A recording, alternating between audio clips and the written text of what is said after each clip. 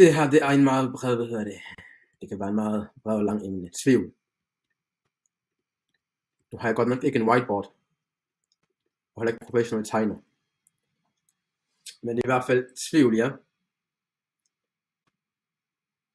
Kan man ikke sige det på den måde, altså vi alle sammen har på en eller anden måde, usikkerheder og tvivl, og lad os sige, du er god til for eksempel at løbe, når du skal løbe i konkurrencer, så får du automatisk tvivl, fordi det ikke er noget, du er god til, kan du følge mig. Det er ikke noget, du skal konkurrere mod verdens bedste løber, jamen Usain Bolt for eksempel, jamen så får du tvivl, kan du følge mig. Men tvivl fungerer sådan her. Hvis du lukker tvivl ind, så vokser den. Så lukker du tvivlen ind. Altså jo mere du lukker tvivlen i dig, ja, forstår du hvad jeg mener? Jo mere vokser den eksponentielt, hvordan nu man sagde det ord. Altså den vokser bare derudad, den bliver meget større, end du havde regnet med. Du lægger gerne mærke til din tilstand mere, for det eneste du fokuserer på, det er tvivl. Så det jeg er blevet lært, og det jeg er blevet meget bedre til, det er, når jeg tvivler, lige så snart jeg tvivler, så bliver jeg bevidst over det, ja. Bevidsthed. I ved, hvad jeg mener.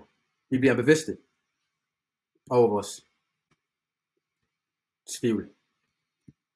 Så okay, du lægger mærke til, at du tvivler. Fordi normalt folk, 90% af folk, de er zombier til at jeg svarer på alt, ikke? De zombier, de kender ikke til psykologi, og til hvordan det styrer deres hjerner, og til hvordan de ligesom kan håndtere deres følelser. De lever bare dag til dag. Så de kender ikke de her strategier, du kan bruge. Fordi de fleste folk, de mener, de er... Jeg bliver nødt til at slette det her. De fleste folk mener, de er victims. Det er ikke deres skyld, de tvivler. Kan du følge mig? Det er enten hans, hendes, dems, whatever nu de siger.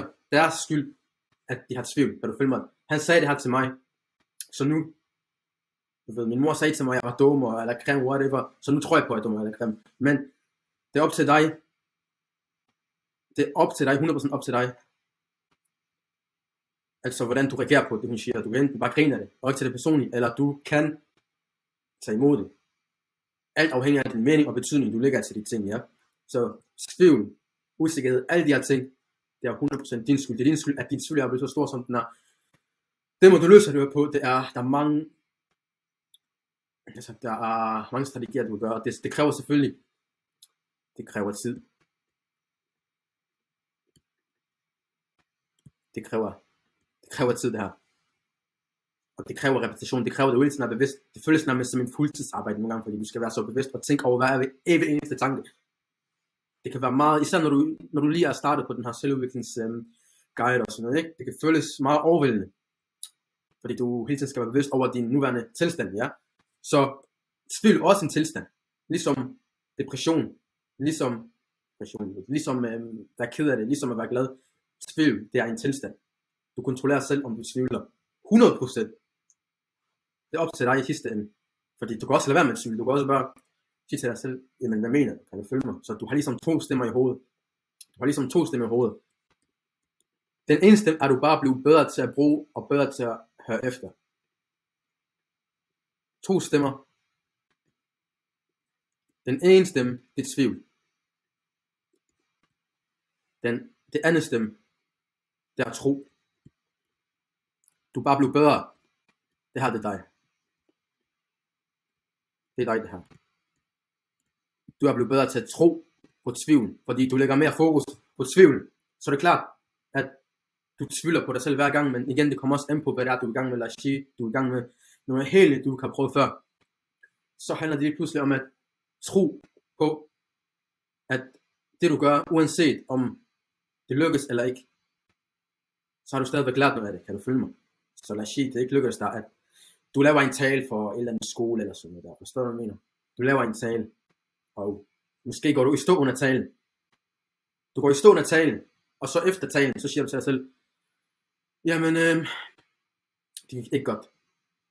Fordi du tvivlede undervejs, Det gik godt de første par minutter, men efter 3-4 minutter lå du mærke til en pige, og hun grinte måske lidt, men hun grinte ikke af dig, men troede, det var af dig. Og så nu kom tvivlen, nu lukker du tvivlen, og lige siden den episode, så har du bare tvivl hele vejen igennem. Kan du følge med? Så den her video blev lidt længere, og det kunne sagtens være forklaret på en bedre måde.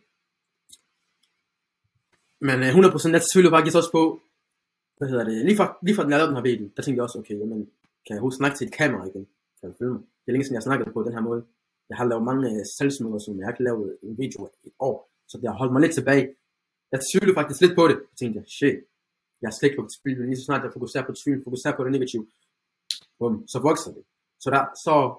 Så vokser den her tvivl, den vokser. Den får flere streger end min tro. Giver det mening? Ja. Så, fordi jeg fokuserer så meget på det her, før videoen. Det gør jeg så ikke. Det er derfor, jeg lavede den her video nu, og gør det så godt. Men lad os sige, jeg har fokuseret på den der, så havde jeg måske stammet mere, eller gjort noget, der er mere unaturligt, fordi jeg ikke er i nuet. Fordi jeg er så meget i hovedet, at jeg ligesom bare har fokuseret på alt det, der kunne gå galt, og alt de der ting, sammenligne mig selv med andre, og Lars videoer, sammenligne mig selv med mine tidligere videoer. Så, damn. Men det er i hvert fald en lille del, som jeg kunne forklare til dig omkring tvivl. Jeg går i mere dybden med det. Der er også flere emner, jeg vil snakke om, men det er i hvert fald en god start igen, for ligesom at få det hele startet op.